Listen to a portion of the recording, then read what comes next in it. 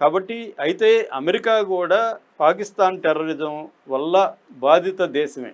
ఒకప్పుడు అమెరికాకి అనుకూలంగా టెర్రరిస్టుల్ని సప్లై చేసింది పాకిస్తాన్. ఆఫ్ఘనిస్తాన్లో సోవియట్ యూనియన్ అమెరికా కొట్టుకుంటున్నప్పుడు సోవియట్ యూనియన్కి వ్యతిరేకంగా పాకిస్తాను అమెరికా వైపు నిలబడి అమెరికాకు టెర్రరిస్టుల్ని సప్లై చేసింది. తాలిబాన్, అల్ ఖైదా వాళ్ళతో సంబంధాలు పెట్టుకునింది, ఐఎస్ఐ వాళ్ళతో సంబంధాలు పెట్టుకునింది, ఇంకా రకరకాల సంస్థల ద్వారా చేసింది. సో ఈ నేపథ్యంలో అమెరికా కొంతవరకు భారత్తోనే మొగ్గు చూపిస్తుంది, కానీ అఫిషియల్గా అయితే అదేమీ చెప్పదు అలాగా. ఈ నేపథ్యంలో ఇప్పుడు ఒక వార్త వైరల్ అవుతుంది. ఇది ఒక ఇంట్రెస్టింగ్, ఎందుకంటే వారు జరుగుతున్న టైంలో అనేక కోణాలు మనకు ఉంటాయి, డిఫరెంట్ స్టోరీస్ బయటకు వస్తాయి. అవి పర్సనల్ స్టోరీస్ లాగా ఉంటాయి, కానీ వాటి వెనక కూడా సోషల్ బ్యాక్గ్రౌండ్ ఇవన్నీ ఉంటాయి. ఇప్పుడు ఒక అలాంటి స్టోరీ ఒకటి బయటకు వచ్చింది. అదేంటంటే అమెరికాలో, ఇజ్రాయిల్లో కొన్ని సెక్షన్ల మంది ప్రజలు సెలబ్రేట్ చేసుకుంటున్నారు. ఆపరేషన్ సింధూర్ని వాళ్ళు గొప్పగా చెప్పుకొని పోస్టులు పెడుతున్నారు. ఎక్స్లో మనం చూస్తే చాలా పోస్టులు ఆపరేషన్ సింధూర్ సక్సెస్ని వాళ్ళు మేము ఎంజాయ్ చేస్తున్నాం, we're celebrating, we're with India అని వాళ్ళు పోస్టులు పెడుతున్నారు. దీనికి కారణం ఒక జర్నలిస్టు, అమెరికాలో ఉన్న జర్నలిస్టు. ఈ జర్నలిస్టు బ్యాక్గ్రౌండ్ ఏంటి, అతనికి పాకిస్తాన్కు ఉన్న సంబంధం ఏంటి అనేది ఇప్పుడు మనం చెప్పుకున్నాం. ఈ జర్నలిస్టు పేరు డానియల్ పెరల్. ఈయన 2002లో పాకిస్తాన్లో వెళ్ళినప్పుడు పాకిస్తాన్ వాడు చంపేశారు. దీనికి బ్యాక్గ్రౌండ్ మళ్ళీ చెప్పుకోవాలంటే ముందు మనం మసూద్ అజర్ దగ్గరికి వెళ్ళాలి. నేను అతని బయోగ్రఫీ కూడా చెప్పాను. మసూద్ అజర్ ఎవడంటే జైష్-ఇ మొహమ్మద్ అనే ఒక సంస్థని 2000 సంవత్సరంలో పాకిస్తాన్లో స్టార్ట్ చేసిన వ్యక్తి.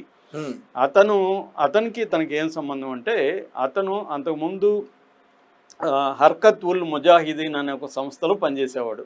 అతను ఏంటంటే చిన్నప్పుడే మదరసాలో చదువుకున్నాడు. మదరసాలో అతనికి ఈ ఇస్లామిస్ట్ ఐడియాలజీ, అంటే ఇస్లాం రాజ్యాన్ని ప్రపంచవ్యాప్తంగా స్థాపించాలి అని ఒక ఐడియాలజీని స్కూల్లో నూరిపోశారు. వాళ్ళ నాన్న కూడా స్కూల్ హెడ్ మాస్టర్, ఇతన్ని వేరే కరాచీలో స్కూల్లో చేర్చారు. సో అక్కడి నుంచి అతను తయారయ్యాడు. ఆ తర్వాత 21 ఏళ్ళకి అతను ఈ ముజాహిదీన్, నేను చెప్పిన హర్కత్ ఉల్ ముజాహిదీన్ అనే ఒక తీవ్రవాద ఉగ్రవాద సంస్థలో చేరాడు. అక్కడ అతనికి బాడీ వీక్ కాబట్టి ఫిజికల్ ట్రైనింగ్ 40 రోజులు ఉంటేనే దాంట్లో చేర్చుకుంటారు. కానీ ఇతను ఫిజికల్ ట్రైనింగ్కి సరిపోయే బాడీ కాదు, బలహీనమైన బాడీ. అందుకని వాళ్ళు ఎక్సెప్షన్ ఇచ్చి ఇతనికి ఒక పత్రిక చూసుకునే బాధ్యత అప్పగించారు. ఇతనికి బాగా మంచి ఆరేటరు, అంటే ఉపన్యాసాలు ఇవ్వగలడు. ఎదుటోళ్ళ బ్రెయిన్ వాష్ చేసి తన అనుకున్న దాన్ని వాళ్ళ బ్రెయిన్లోకి చొప్పించగలిగిన తెలివితేటలు ఉన్నాయి ఇతనికి. సో ఇతన్ని లండన్ పంపించారు టెర్రరిస్ట్ యాక్టివిటీస్ కోసం.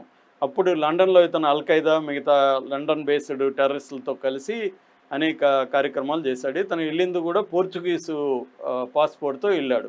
ఆ తర్వాత ఇండియాకి పోర్చుగీస్ పాస్పోర్టు, ఢాకా నుంచి బంగ్లాదేశ్ వీసాతో ఇండియాకి వచ్చాడు. ఇండియాలో దొరికాడు, జమ్మూ కాశ్మీర్లో దొరికాడు, జమ్మూ జైల్లో పెట్టారు ఇతన్ని. సో ఇతను 94లో దొరికితే అప్పటి నుంచి ఇతను విడిపించడానికి పాకిస్తాన్ టెర్రరిస్టులు చాలామంది ట్రై చేస్తూనే ఉన్నారు. ఆ జైలుకి సొరంగం కూడా తవ్వడానికి ట్రై చేశారు, దొరికిపోయారు. ఆ తర్వాత 5 మంది ఫారిన్ టూరిస్టులని కాశ్మీర్లో కిడ్నాప్ చేశారు. మన వాళ్ళు సరెండర్ కాల, అందులో 2 చనిపోయినారు, 4 పారిపోయారు.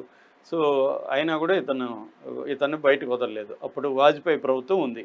అప్పుడు ఏం చేశారంటే, వీళ్ళ తమ్ముడు ఒక అతను ఉన్నాడు, అబ్దుల్ రవూఫ్ అజహర్ ఇతని పేరు. ఈ అబ్దుల్ రవూఫ్ అజహర్ అనే వ్యక్తి వీళ్ళ తమ్ముళ్ళు ఇద్దరు కూడా చాలా యాక్టివ్ టెర్రరిస్టులు. వాళ్ళు ఫిజికల్ కూడా ఫిట్గా ఉంటారు. ఈ అజహర్ అనేవాడు మిగతా టెర్రరిస్టులతో ప్లాన్ చేసి మన విమానాన్ని హైజాక్ చేశారు. 1999లో K-814 విమానం పేరు. ఇది ఇండియన్ ఎయిర్లైన్స్ది. కాట్మండ్ నుంచి ఢిల్లీ వస్తుంటే కాట్మండ్లో వీళ్ళు ఎక్కి ఆ విమానాన్ని హైజాక్ చేసి కాందహార్ తీసుకెళ్ళిపోయారు. 99లో అక్కడ తాలిబాన్ ప్రభుత్వం పాకిస్తాన్కి అనుకూలంగా ఉంది కాబట్టి వీళ్ళకి అక్కడ వాళ్ళు హెల్ప్ చేశారు.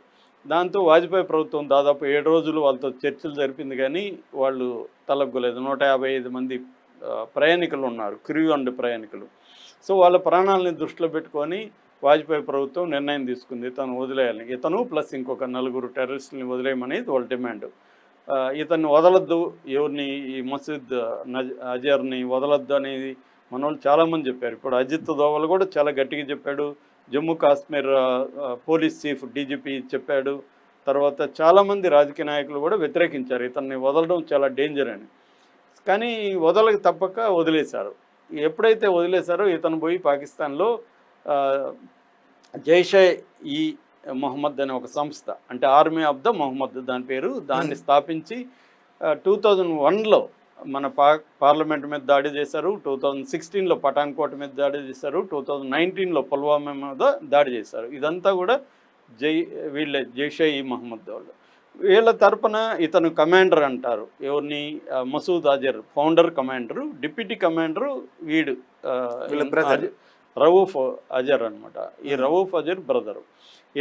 ఇతను చాలా యాక్టివ్గా ఉన్నాడు. ఈ టైంలో పెరల్ డేనియల్ అనే ఒక అమెరికన్ జూయిష్, అంటే Jewish Israel Jewish country, zoo అనేది కూడా ఒక మతం. సో ఇతను అక్కడ ప్రిన్స్టన్ న్యూజెర్సీలో చదువుకున్న వ్యక్తి, అక్కడే పుట్టాడు. అక్కడ ఒక మేరియానా అనే ఒక ఫ్రెంచ్ జర్నలిస్ట్ని పెళ్లి చేసుకున్నాడు. వీళ్ళకి కొడుకు కూడా ఆడమ్ అనే ఒక కొడుకు కూడా ఉన్నాడు. సో ఇతను అక్కడ వాల్ స్ట్రీట్ జర్నల్ అనే ఒక పత్రికలో జర్నలిస్ట్గా పనిచేస్తున్నాడు అమెరికాలో. వాల్ స్ట్రీట్ జర్నల్ ఆ పత్రిక పేరు. ఇతను ఏంటంటే ఇంటర్నేషనల్ టెర్రరిజం మీద ఎక్స్పర్ట్ అనమాట. ఇంటర్నేషనల్ టెర్రరిస్ట్ యాక్టివిటీస్ని అతని గురించి రాస్తూ ఉండేవాడు. అందువల్ల అతను పాకిస్తాన్ పంపించింది వాళ్ళ పత్రిక, నువ్వు పాకిస్తాన్ వెళ్ళి అక్కడ టెర్రరిస్ట్ యాక్టివిటీస్ని కవర్ చేయని. ఇతను పాకిస్తాన్ వెళ్ళి టెర్రరిస్ట్ యాక్టివిటీని కవర్ చేస్తున్న క్రమంలో ఇతను కొంతమంది టెర్రరిస్టుల ఇంటర్వ్యూల కోసం ట్రై చేశాడు. ఇతను ఏంటంటే పాకిస్తాన్లో ఈ హర్కత్ ఉల్ ముజాహిదీన్, తర్వాత జైషే ఈ మొహమ్మద్ వీళ్ళకి యాంటీగా రాస్తున్నాడు, వీళ్ళు ఎట్లా యాక్టివ్ చేస్తున్నారు. అందుకని ఇతన్ని చంపాలని జైషే ఈ మొహమ్మద్ సంస్థ అనుకొని దాన్ని ఈ రవూఫ్ అజర్కి ఇచ్చింది, నువ్వు వాడిని ఎట్లాగన్నా పట్టుకొని వాడిని చంపేయి అనేసి. ఇతను ఏం చేశాడు, ఒక ట్రాప్ వేశాడు ఈ డేనియల్ పెరల్కి. ఆ ట్రాప్ ఏంటంటే వీడు ఇంటర్వ్యూ కోసం ట్రై చేస్తున్నాడు కదా, ఇంటర్వ్యూ ఇప్పిస్తామని వాడిని ఒక ప్లేస్కి తీసుకురమ్మని ట్రాప్ వేశారు. అతనికి ఇంటర్వ్యూ ఇప్పిస్తామని ఐఎస్ఐ ఏజెంట్ల ద్వారా అతను కొంతమందిని కలిస్తే ఇంటర్వ్యూ ఇప్పిస్తా ఉన్నారు. అతను వెళ్ళాడు, ఒక కరాచీలో ఒక రూరల్ ఏరియాలో రెస్టారెంట్ ఉంటే అక్కడికి రమ్మన్నారు. అక్కడికి వెళ్ళాడు. ఇతనికి అనుమానించలేదు, తనని కిడ్నాప్ చేస్తారని చంపుతారని తను అనుకోలేదు. సరే వెళ్ళేసరికి అతన్ని పట్టుకొని వెళ్ళిపోయారు, కళ్ళకు గంతలు కట్టేశారు, ఒక వెహికల్లో తీసుకెళ్ళిపోయి ముందు తిప్పారు, అతను కన్ఫ్యూజ్ చేశారు. తర్వాత కొంత దూరం తీసుకెళ్ళి ఒక కాంపౌండ్లో అతన్ని పెట్టేశారు. ఒక పెద్ద కాంపౌండ్ ఉంటుంది, లోపల అతన్ని బంధించి వీళ్ళ వాల్ స్ట్రీట్ పత్రిక ఉంది కదా వాళ్ళకి, తర్వాత అమెరికన్ గవర్నమెంట్కి వీళ్ళు కాల్స్ చేశారు, ఈమెయిల్స్ ఇచ్చారు, మాకు ఇంత డబ్బులు ఇస్తే మేము వదులుతామని. కానీ వాళ్ళు ఎవరు డబ్బులు ఇవ్వలేదు వీళ్ళకి. ఇవ్వకపోతే మొత్తం 9 రోజులు ఇతన్ని హింసించారు. నువ్వు ఎందుకు రాసావు అది ఇదని హింసించారు. అతను గట్టిగానే నిలబడ్డాడు. సో 9వ రోజు అతన్ని తల నరికేశారు. తల నరికి దానంతా వీడియో తీశారు. వీడియో తీసి తల